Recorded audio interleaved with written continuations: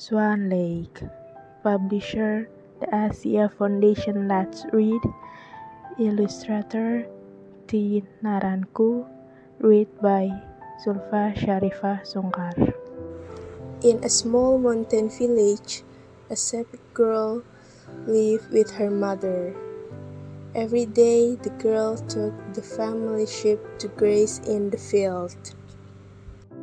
One winter day, as the shepherd girl was walking near the ice river, she heard a cry beyond the trees. It was a swan, trapped in the middle of the frozen river. The shepherd girl went to help the swan. She released it from the ice and took it home. All winter long, the shepherd girl and her kind-hearted mother took care of the swan. When spring came, the shepherd girl went out to the field to let the sheep graze. She was walking near the river when she heard the sounds of flapping wings. It was the swan. The girl waved the swan as it flew away. "Goodbye," she called sadly. When summer arrived, the swan appeared in the shepherd girl's dream. "I live in the cave in the far off a mountain.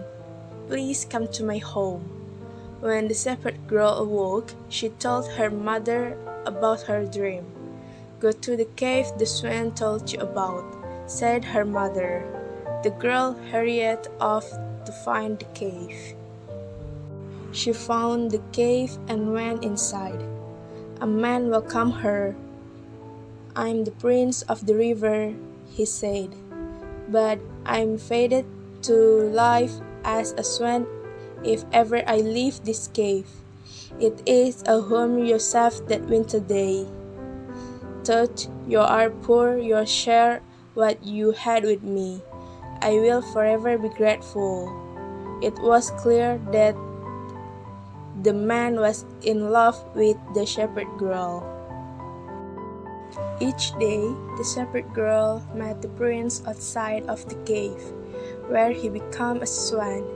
As they spent more time together, the shepherd girl fell in love with the swan.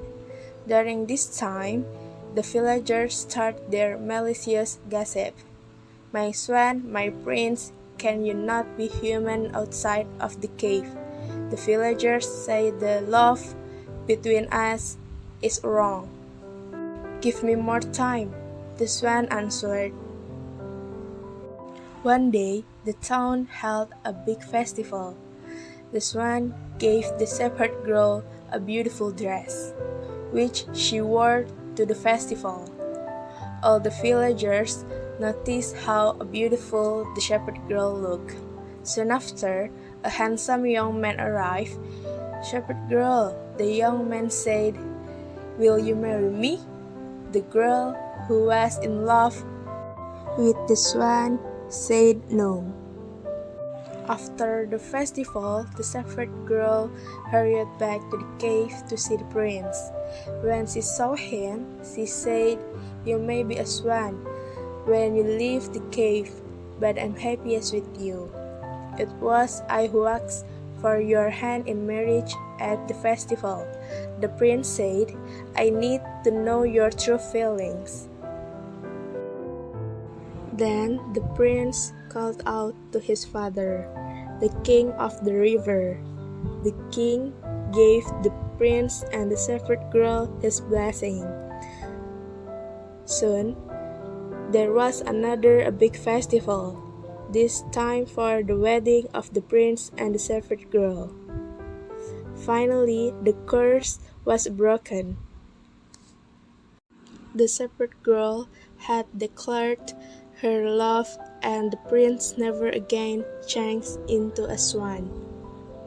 From that day on, the two lived happily ever after.